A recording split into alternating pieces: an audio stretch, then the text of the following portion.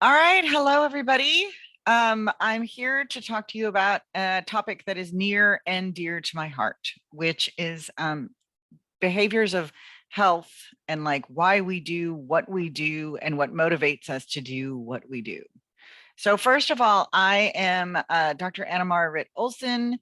I am an associate professor at the University of California, Irvine in the soon-to-be School of Public Health, hopefully. And there I serve as the director of academic programs. And for CERES, I'm the director of training and engagement. And you'll see on this slide that my email address, and I please invite you to reach out at any time to connect over some of this stuff or get greater detail. I'm sort of giving you a highlights of some of these issues, which you may have already been exposed to, but I hope to ground you in some of these theories that you can apply them to any of the projects you're working on and sort of remind you of the importance of thinking about why people do what they do. So we're going to play a little game. Are you ready? Kick back. I can't see you, but I'm assuming you're playing along with me, right? Like, okay, come with me. I want you to answer this question for me. Have you ever texted while driving? Maybe stopped at a stoplight or a stop sign, answered quickly. Have you ever gotten less than 8 hours of sleep? I'm 100% sure all of you just marked that. Have you ever not worked out 3 times in a week? The week got away from you, holidays, whatever. Maybe it was a couple of months, maybe it's been longer. Have you always managed to hit that 3 times a week? Have you had 2 or more sugary beverages in one day? Have you eaten fast food several times in 1 week? Have you ever had more than 3 alcoholic beverages in one sitting? Have you ever, in your lifetime, tried a cigarette? So raise your hand if you know all the things that I just went through that are not so good for you. But I bet all of you have done at least one. Here's the thing, we're well educated. We know better. I think I texted at a stoplight about 35 minutes ago. We know we shouldn't do these things, and yet we still do. So this is the question. This is what drives the theoretical foundations I'm going to talk to you about, is we know we shouldn't, and yet we still do. So why does that happen? And why, if you know you're supposed to do these things to maintain your health, your screenings, your physical activity, your behavioral health things, why are we not doing them? Why do we not do them? Like, we're not doing them. So like other people aren't doing them. And one of the things that we talk about a lot is that it's, we know better, right? We know we should. The knowledge is there, but the connection for actually doing it is a disconnect, because knowledge alone isn't a powerful motivator. So theories in this little overview course that I'm going to go through with you, I consider them mental maps or recipes for change and behavioral change. There are a lot of them, and there are some that are more modern. And when I was talking about what to do, I decided to ground us in the classics, remind you of the importance of having a theoretical foundation for why change is possible, and think through the mechanisms that you want to tap into. And you don't have to stay with, I often call them a recipe. And when you cook, you don't have to stay with your recipe, right? You might like add, take out cilantro or add more, or, an extra clove of garlic or whatever, or even replace, meat with tempeh. And that's the same idea when you look at these theories. They're not prescriptive, they're suggestions, and they don't all work. So I want us all to think about these sort of theories as bases from which we will expand. But you really, I just see a lot of work where it's not connected to an underlying thought process about how change itself is going to happen, what's going to motivate people to engage with a technology, what is underlying the connection. So I wanted to sort of have us take a second to think about those issues. So these are just some of the ones I'm going to go through: the health belief model, the theory of planned behavior. These are real old school. Conformity, some ideas of social relationships, and self-determination theory. I hope you find them useful. We'll go through them now. So let's start with the health belief model. It's old. It was developed in the 1950s. Here it is. I just jumped over that last slide. I'll give you the slides, but here's this slide that talks about the definition of the health belief model.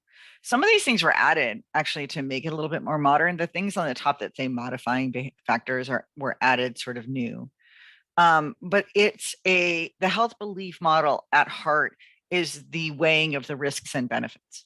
And you can see what starts is we think about our individual perceptions of our likelihood of getting a disease and how bad it would be if we got it. That's what's on the far left of your screen. And it's called perceived susceptibility to disease. And then the thing underneath it is perceived severity. Then some stuff happens in the middle. We have modifying factors, or what they're called. So there's age, the demographics, your personality characteristics, what sort of resources are in your own life or in your neighborhood. Knowledge is still there because knowledge is a piece of it, even though we started off by saying knowledge isn't a powerful motivator. And then self-efficacy, which I almost did a whole talk on what is self-efficacy, but it's super important. It's the belief that you can actually accomplish something. Then in there is sort of the threat. It's the idea of how bad it would be if something happened. And while this is based in the idea of disease, there are other things you can talk about. It's loss. It's an event. How bad would it be if this event happened to you? And does that motivate you to engage in certain behaviors to avoid this threat? How important, how salient is it? The thing at the bottom are these ideas of cues to action. And in technology, these cues to action can be just basic little reminders. They can be little pings. They can be little triggers to engage in something that we think will help them avoid the disease. This ties in really a lot with like vaccines and screenings traditionally. And, we have to look at the benefits versus the barriers, and all that leads into whether you're likely to engage in a behavioral change. That's the health belief model in its essence and the way it's laid out. There are pros and cons to doing the behavior. We think about the threat. We think about outside of yourself things to remind you to do. That's the cues to action. And one of the things that is sort of evolved and something to consider now is the idea of the personal characteristics, the person at the heart of this. And we're starting to look even more recognizing the role of the individual when engaging them in all sorts of behavioral change thought. These are sort of the definitions of each of the constructs that were in the model. And these are the classic definitions of how you do it. The last bullet on this slide is a recommendation of how you change that particular construct.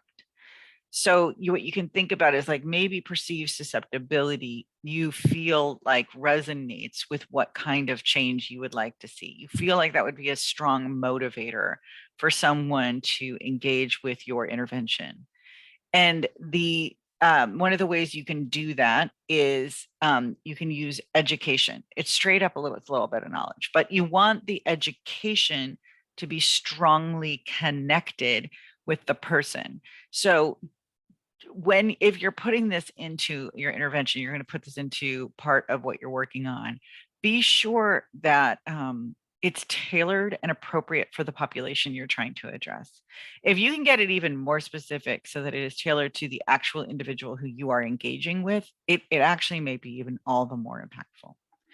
Perceived severity is how bad this would be if something happened to you. And it's also an education thing, but we're again tailored to the actual population or the human being who's engaging with your intervention. Then the idea is there's threat. We just talked about threat, susceptibility, and severity. I can get it, and if I got it, it would suck. Now we're going to talk about the benefits of engaging in the behavior that will protect you. I feel the threat, do this, it's going to help, and it's got a lot of benefit. That's what you try to get them to believe.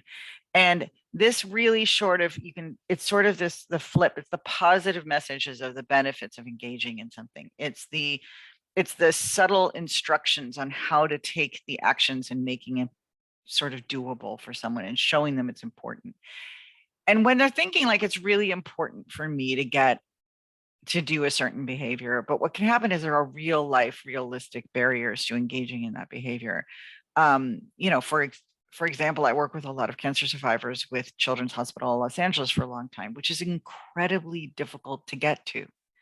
So if like Children's Hospital Los Angeles is in sort of central Los Angeles, sort of in Hollywood, public transportation is challenging, and the parking there is really difficult. So it's a very difficult place to get to. So if I tell you you need to go get a screening at that location, I really also need to take into account the barriers to actually engaging in that behavior.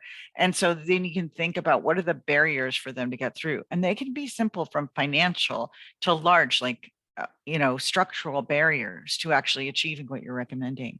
And the cues to action are little practical nudges. They're little reminders. And this is a wonderful way to engage in the person and add a little creativity to what you're doing. And I love it. So self-efficacy, that again is the confidence or belief you can take an action. I can do it. And there's ways to build self-efficacy. There's actually a really good book on I like self-efficacy.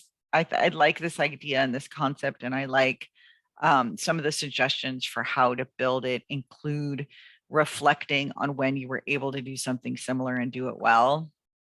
They also include little baby steps towards achieving the greater goal, homework assignments, that kind of thing can be built really readily into different kinds of technology to assist our population in moving towards our shared goal in ways that are manageable. There's a lot of limitations for this. So if, you know, I don't want to present this as if this is the way you should do. This is like the greatest thing you'll ever see. Because in reality, there's a lot of limits to all of these theories that I'm sharing with you. There's limitations, there's problems with them, but there's some great things that you might want to take through them. So the theory of planned behavior, it pops up all the time in literature and public health. Like we still use it all the time. So this is sort of what it looks like. It looks like this idea of a behavior is sort of a function of intending to do the dang thing. And then it's the impact of your own beliefs, the beliefs of people who are important to you, and whether you think it's under your control. Those things all together sort of play into whether you're actually going to engage in a behavior. And it starts with your intention to do it. And I think the road to life is paved with lost intentions. So it's a really fundamental issue about I intend to do something. I really want to do this, but you don't do it. And right now, if I asked you to think in your personal life of a number of things that you intended to do that just didn't get done, there's a lot of them. So this is one of the issues with this theory, is that it builds upon the idea of bolstering intention, but the difference between intention and actual behavior, I think, is quite big. So now this is your own personal attitudes. That's what's on this slide, is the idea of an attitude towards doing something or a behavior. And that's really a function of your beliefs about it and your beliefs about what would happen if you did it. It's not very complicated, but it's nice to think about. Now, this stuff I think is rad. This is the idea of subjective norms. These are the ideas of the influence of important people to you, which, you know, I think there's really wonderful tech now that's incorporating the whole family. Like maybe the idea is to help support a child, but we incorporate all sorts of caregivers and caring individuals within that person's life. And because we recognize, and that's what the next little thing I'm going to talk to you about is we recognize how interconnected we are as humans. And the thing about the theory of planned behavior, and an interesting thing to consider, is the idea that it's not the actual structure, it's your beliefs. So one of the things you're going to see in this particular theoretical framework that you can think about again and again is your perception of your social environment. You may have a whole web of caring individuals around you, but if you perceive that they're not there for you, it's a problem. So what is driving you is your perception of life. it's really interesting to me. The theory of planned behavior is really rooted in your own belief structure, and it's an individual model. This idea of behavioral beliefs, it's a belief about the consequences of a behavior. You evaluate your behavioral outcomes. You think about whether this would be a good thing to do and whether you're willing to do it. The normative beliefs, again, is a belief about what important others think about the behavior. Do they like it? Do they not like it? And then motivation to comply. One of the things we're talking about here is our motivation to engage, to comply, to move forward with an action, to engage in something. Is what do the people who are important to me think, or are salient or influential? According to me, we may think they're influential, but are they influential to that person? And it all kind of contributes to this idea of important others motivating me to do something. This model does take into the idea of demographics and external variables, structural constraints, but only slightly, because what's at heart with this model is our belief system. So it's really sort of individually based. Some of the things that are on here are personality traits and other individual differences. I wanted to give you this website, and I'll provide you the link. If you like this idea and it sort of resonates with you, the person who created this theory has a website, and this simple little website, which is super basic but useful, is you can find all sorts of advice and links and readings about how to use this model to address all sorts of issues. So it's a nice, useful little thing. Of course, it's still got its problems. My biggest issue with it, quite honestly, is the difference between intention and behavior. And that, like in their model, it's an arrow. There's like a little box that says intention, a little box that has behavior, and there's a little arrow. And there's a whole lot of stuff that happens in that arrow that they don't take into consideration. And I think there's a lot. So it's one of these things is sort of, like I think it's one of its big limitations. The other thing that they have that I talk about too is like, we don't take into consideration the role of our past behavior, past attempts and stuff like that. The health belief model and self-efficacy does actually, it subtly takes into consideration our past behavioral attempts. The idea of past behavior, I don't see a lot woven into motivation. And I think it's an area that we could expand on. So if that resonates for you, I think that's an interesting area. At heart, the idea of these important others and how that impacts you is really back to an old school psychology concept of conformity. So when I was thinking about what to talk about today, I did want to talk about the issues of conformity, of how people influence us in very subtle and or not so subtle ways to engage in behavior. So I wanted to give you some specificity around using conformity in a good way. So we use conformity and inform informational social influence because we conform to what someone tells us to do because we see them as a source of information. And what happens too is if there's an ambiguous situation, we look to others for their opinion. And what happens in conformity too, and this is interesting to me, and I can see it playing out in certain, I've seen this play out in certain programs and interventions, is private acceptance versus public compliance. So private acceptance is where you really change someone's belief about something. You get them to shift. They kind of go with the group and they really truly believe it. But what can also happen is public compliance. They do it because other people are doing it, but they have not changed their internal belief system. And as we'll see later in different theories, that lack of private acceptance can have a dramatic impact on whether behavior actually becomes part of someone's repertoire. It really actually changes. Now, when do people sort of conform to this information? When do they change? And it's really when the situation is ambiguous or a crisis, and when they see other people as an expert. So one of the things to do is when you're presenting information is tap into expertise. Make sure that the person presenting information, if you have a little video or you're connecting with it or you're sharing information, you might want to intersperse people with some expertise and provide it. Now, the driving force behind conformity and like the impact of norms is really the idea that humans want to feel accepted. We're going to talk about this too with social determination theory, is the idea of acceptance, of the feeling of the need to connect with others, is an incredibly important driving force for most people. So social norms are understanding and adhering to sort of the rules for engaging with others. So we can have, there are the acceptable behaviors, the values or beliefs of the members. There's all sorts of stuff on what membership you belong to and what your group is. And that's a whole other talk about identity and where your group formation is. And that also has a huge role. But I just wanted to have you think about the idea of these norms, because they're, and what, like, and how you can talk about that and play that up and have that be as a connection. Okay. If you want it, I just put it on here. If you're interested, Ash's line study, which you probably were exposed to like a decade ago, is the idea that somebody, Ash drew a line on the board and then 3 other lines that were different lengths. And he asks you which one most closely matches the first line, A, B, or C.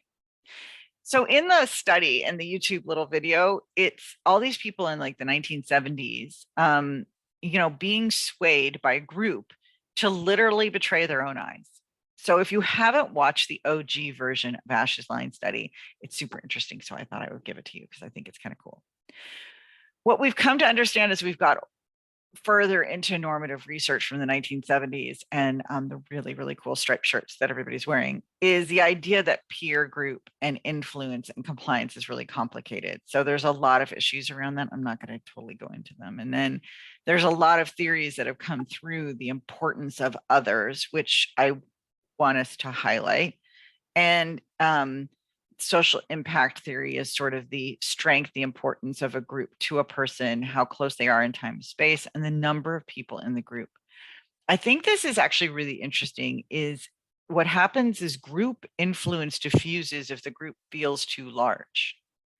So another little nugget detail that we've looked at really closely with normative research and social research is that when the group of influencers gets too big, they lose their influence. 5 people, it's really big. And the group importance is sort of, there's other factors and flavors here, right? The highly cohesive group is actually problematic because it makes less logical decisions because you don't want to upset the boat. Idiosyncrasy credits are actually sort of a concept that's similar to social capital. The idea of the trade-off, of the buildup of trade-offs between you and other members of your group and cashing them in. It's an interesting idea. Now, the last thing on this section is sort of the idea of the importance of an ally. So conformity, which can be negative and can be positive, quite honestly, but the idea of conformity can be disrupted by a powerful ally. So when we're working on things, maybe there's a way to consider what we create to be an ally in the face of a negative social influence. Can we craft for someone, that one person that can disrupt a negative influence, and that is your ally? So in the this is the original study with Ash, with the person who like looked at the lines, right? And then everyone in the room is like B, B, B, when the actual exact same line was A. So remember, there's like 1 line and then 3 lines. And the Confederates all say, the people paid by the researcher, they lie and they say, oh, it's definitely line B. And you're sitting there looking at it going, it's definitely line A. But you know what you say? You say line B because everybody else said line B. But when you're not alone in your dissension, you're bolstered and emboldened, and you will say the answer you believe. Now, all this stuff ties into like, okay, how does this work in health? What is the impact of social relationships in our health? So the classical theories on social impact and its impact on health go back to like 1897 with Durkheim. That social integration is key. We've got Bowlby in 1969, who looked at attachment theory and the need for affection and affectional bonds. That work is super important and really interesting. We also have these ideas of social networks and a qualitative understanding of the role of social support. I just wanted to bring into you some more ideas of social relationships you might use as a base. The idea of the importance of loneliness, of social isolation, of the importance of social networks and social support. So loneliness is a perceived and subjective emotional state of being alone. And that can have huge impacts on your well-being. We've certainly seen that recently. Social isolation is the objective lack of social interaction and connection. Social networks and social network research is its own area that you might be familiar with, is this idea of looking at the connections and ties between people. Social network is different from some of these other things because it's sort of more a structural overview of the connections and ties between people. Social support is sort of what happens between those ties. It's what happens between people. And that is sort of what is the support I receive between important people in my life.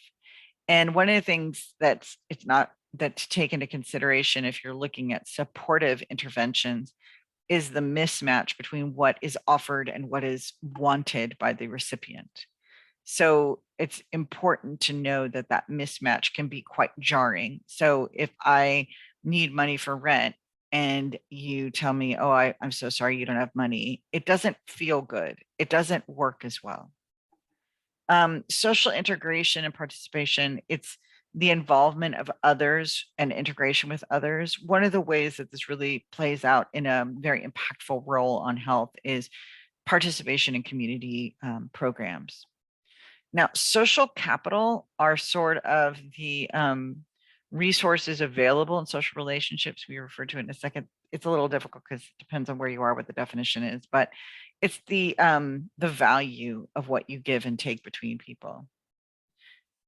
So there's a lot of work that's been done on older adults. And one of the things that we see is that the impact is on behaviors, which is motivating or engaging to be behaviors, but it also has direct impact on our physiological health. We can see full impacts. And these are some of the things that can be impacted by the social relationships that we just talked about, including high all-cause mortality.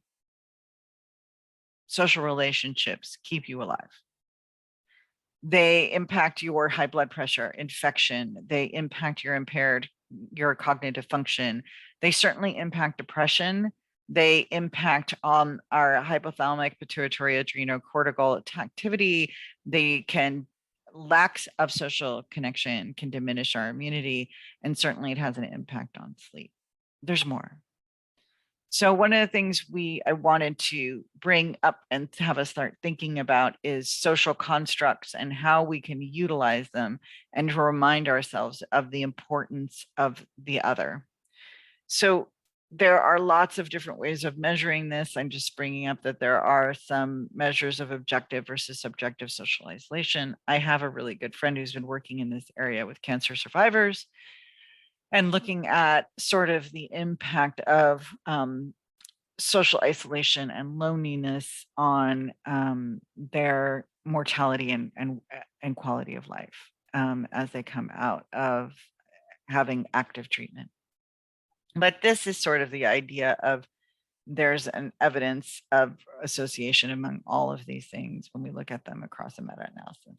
And this is the sort of one of the source of the studies that one of my friends is looking at. And it's the idea of that social integration, that basically social integration significantly associated with less death, and intimate ties are associated with less death, and social networks had a reduced risk for women especially.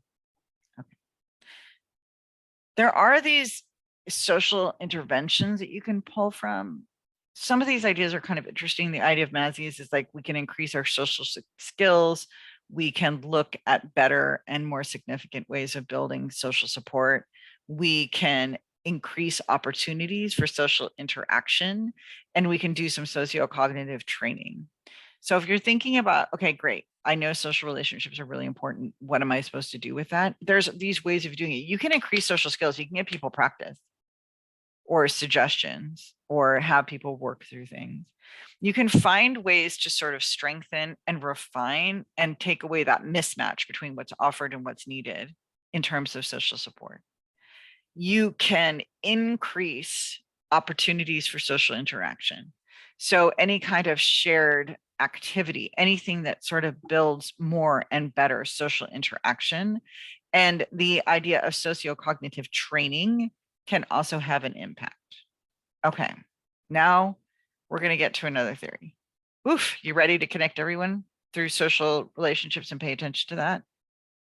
Okay, great. Because social determination theory is also at heart, it's a meta theory. It's not just a single theory, it's a meta theory. It combines a lot of different things together into this approach. And it's what at heart, self-determination is the study of motivation. And what we can think about with this is that they're intrinsic motivators. I do these things because I want to. And then there's the extrinsic motivators. I do this because at the end of this maze will be a little hunk of cheddar. I do it for the cheddar. I do it for a reward, or I do it to avoid a punishment. But it's not self-driven. It's not like I'm super motivated to do this because I love hiking. It's because you do it for a prize. There's a prize at the end of the hike. So self-determination theory talks about these two things. Now, one of the things that's been like interpreted is like we all need to move everybody towards intrinsic motivation. It depends. Extrinsic motivation should not always be viewed as like the worst thing on the planet. So I found this, I like the slide of the idea of that there's sort of an overplay and they overlap. Like there's an interplay between our capabilities, our intrinsic and our extrinsic motivation. Because like the way the theory is traditionally presented, and I'll show it to you in a second, is it's sort of on different ends of a continuum, but I tend to think of it as being a little bit more messy than that. That I think that a balance of intrinsic and extrinsic is fine, especially when we're trying to just get people to be healthier or to feel good and to thrive and feel confident and strong in what they're doing. Intrinsic rewards are like a sense of competence when you master a new skill, a sense of accomplishment when you see progress in your work, a sense of belonging when you participate in group activities, a sense of meaning when you volunteer or mentor or just like that. And extrinsic motivators can be tangible, like money, an award, and a bonus, or they can be psychological, like praise, or you do something to avoid getting criticized. And we can certainly see that. So here's the definition. Ryan and Deci are like the main authors of this idea. And this is one of their quotes, that self-determination theory is an approach to human motivation that emphasizes the importance of our evolved inner resources for personality development and behavioral self-regulation. At heart, what drives us to do anything at all? So Deci and Ryan really came out, or Ryan and Deci. Oh, I just reversed the order of the authors. Sorry, Ryan and Deci. Really narrowed it down to 3 basic needs. So when you're designing something, are we matching or paying attention or helping someone fulfill one of these 3 basic needs? The needs are competence, autonomy, and relatedness. Now, let's start with relatedness. That's what I just talked to you about, the idea of the social relationships, the norms, the conformity, the perception, the beliefs of what important others are doing. People need to experience a sense of belonging, connection. Fundamentally, we want a sense of belonging, not maybe with everybody, but with somebody. Now, competence is the belief of mastery. I can do something. This ties into the concept that we talked about before with self-efficacy, the belief, the idea that I can do something. We all want to feel competent, just okay at doing something. And the third thing is autonomy, is the belief that we want to feel a little bit in control. So when we're creating something to help someone do something, we want to pay attention to the fact that they want a sense of control and agency over what they're doing. And so it's really nice to take a second and look at our recipe for successful behavioral change and see, are we giving people the opportunity to connect with others? Are we giving them a sense of competence? And am I giving them the sense that they have some control? So I pulled this for you. These are some more ideas behind the psychological needs that are driving people to engage in stuff. There are basic criteria of psychological, essential, inherent, distant, and universal needs. And then there's some more associated criteria, just a little bit more detail when you're crafting something to see how does it relate to these human needs. Now, I remember I told you, like, the way that this is often presented is the idea that if I connect you with these needs, I can move you along to an intrinsic motivation place. And this is sort of this self-determination continuum. This is taken from Deci and Rand's work. It's sort of the idea of moving. I will get you really motivated to engage in something if I can get you to really feel like it's in connection with who you see as yourself. Like, I get you to own it.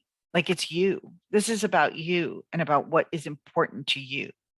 And it's an interesting idea to be able to connect people with this. And so I always feel like I shoot for yellow. I very rarely shoot for green. I don't think I can get you to green, really, honestly. I don't know that I can do it. So I shoot to get you to yellow. Let me get you like as yellow as I can get you, so that I can get you to feel like that is important to you. And I try to find ways to get that there so that you can feel engaged and ready and motivated. So I mentioned that self-determination theory is a meta theory. It's an overarching theory. So when you tap into it, I just wanted to remind you that underneath self-determination theory are a boatload of little baby theories that are driving sort of the mechanisms towards motivation. So some of these are cognitive evaluation theory. It's concerned with the intrinsic motivators, like the details about how rewards and deadlines and all that works. And then organismic integration theory is sort of how it addresses extrinsic motivators. And then there's causality orientations theory. It's just, you can dig into all of these things more if you want to use this theory, and you can get, like, you can look at the little things they think are building into the bigger idea. Basic psychological needs theory. This is the idea of those three basic psychological needs and how it connects with wellness. And there's a whole area that talks about what's the goal you're building. So we're trying to motivate people to get to a point, but you might want to look at the goal contents theory if you're building something to understand how personal relationships and psychological needs sort of relate to your goals. And the relationship theories are also about, well, we talked about some of them ourselves actually just today, so you have a little bit of sense of that. Now, with self-determination theory, it's really driven by these assumptions that we talked about. And that is your whole overview of self-determination theory and motivational theories and some places to start. So it's not the be all end all. It's just a place to start thinking about these underlying mechanisms that can help you with designing your content and some structures that you might use. All right. If you have any questions or you want more information, please email me. I'm happy to talk about this stuff.